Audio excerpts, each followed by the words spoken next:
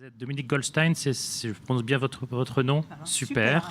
Vous êtes cofondatrice de cette plateforme qui met en relation des voyageurs internationaux et des guides locaux. Vous allez nous en dire plus. La télécommande, le micro, et ça démarre maintenant.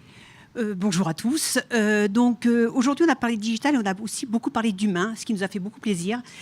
Parce que je suis cofondatrice avec ma sœur qui est là-bas, voilà. Et nous, on s'est dit, l'humain, c'est quand même une des raisons du voyage. Et donc, nous, on s'est interrogé comment on pouvait renouveler la visite guidée.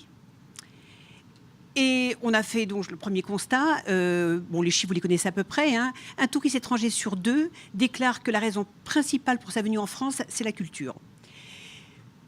Voilà, et on s'est demandé, mais quelles étaient les attentes de ce voyage culturel? Et là, on s'est rendu compte qu'il avait des choses contraires. Il voulait de la culture, il voulait des expériences insolites, il voulait découvrir, il voulait du ludique, il voulait vraiment plein de choses différentes. Et on s'est demandé comment on pouvait concilier tout ça. Donc nous, on s'est intéressé pour savoir comment on pouvait rendre la visite culturelle plus ludique, et toujours avec l'humain au milieu. Donc, au début, on s'est dit, on va demander à Cédric Villani, parce qu'il a l'air de savoir mélanger le sérieux et le fun, mais apparemment, il est assez occupé.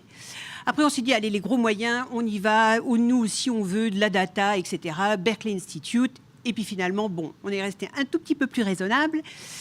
Et donc, notre méthode, la voilà. On a recruté une guide conférencière et romancière pour nous aider à réfléchir qu'est-ce que pouvait être aujourd'hui la visite guidée à Paris. Donc, des moyens tout simples, hein, notamment paperboard, des stylos et beaucoup de réflexion. Et donc, on a commencé à réfléchir sur l'expérience romanesque. Et là, je vais faire un petit peu appel à vos lectures. Donc, pas obligé de lire Anna Karénine en russe.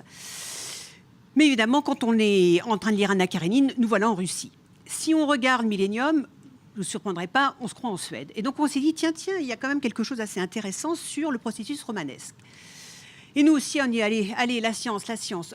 Et donc, on s'est aperçu d'une chose. Si vous pensez à votre grand-mère, ou si vous la voyez, si vous pensez à Louis XIV, vous le voyez, un peu plus difficile, mais étonnamment, c'est la même région du cerveau qui est sollicitée. C'est-à-dire qu'en fait, il y a un point de fusion entre la réalité et l'imaginaire. Et là, on s'est dit, on tenait quelque chose d'intéressant. Ça nous a fait réfléchir et on a pensé à créer ce concept de l'imaginaire augmenté. Et on a créé des visites qu'on a appelées Nouvelle Génération et qui s'appellent Meet the Local from the Past. Et je vous invite à suivre le guide. Donc, notre petite secret sauce, elle nécessite des ingrédients. Premier ingrédient, il fallait créer des fiches sur des personnages historiques. Et ces personnages historiques allaient nous servir de fil conducteur. Ensuite, il fallait des touristes. Charles, hop, il devient Picasso. Barbara, pouf, elle devient la marquise de Pompadour lors de sa visite. Alors parfois, comme c'est un tirage au sort, il peut nous arriver que Barbara devienne le duc de Lauzun et que Charles devienne l'empoisonneuse de Brinvilliers. Mais ça, c'est le processus romanesque. Il nous fallait un troisième ingrédient, s'il veut bien venir, le voilà. Il nous faut bien sûr des guides. Et on a choisi des guides conférenciers, on ne voulait pas des acteurs, on voulait vraiment des gens qui avaient des connaissances. Donc on leur a demandé d'être professionnels et surtout d'être de merveilleux storytellers et d'avoir du sens de l'humour. Un dernier ingrédient, de la formation, bien évidemment, recrutement, formation, hyper important, et des itinéraires. On a choisi au départ des itinéraires assez classiques, Montmartre, Le Marais, Notre-Dame, Versailles, et on n'est pas peu fiers de ce dernier ingrédient qui est faire revivre aux touristes la prise de la Bastille. Et donc là, les cartes, on va distribuer des cartes de gens qui ont vraiment joué un rôle ce jour-là, des nobles, des gens simples, hein, puisqu'il y a eu un petit peu tout le monde, et un petit teaser à la fin, il va falloir qu'ils devinent s'ils ont survécu ou non à la Révolution.